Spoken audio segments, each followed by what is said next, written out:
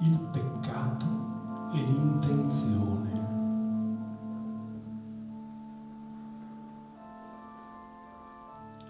Al santo, molto molto lontano da casa, mi confessai.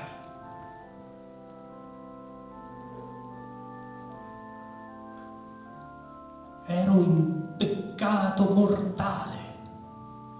Ripetevo a mente, ma lo giuro, senza volerlo, bestemmie sentite giocando a pallone.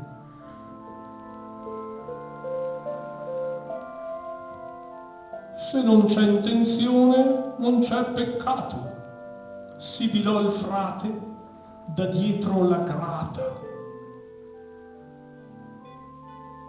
Quando uscii, il gattamelata rideva.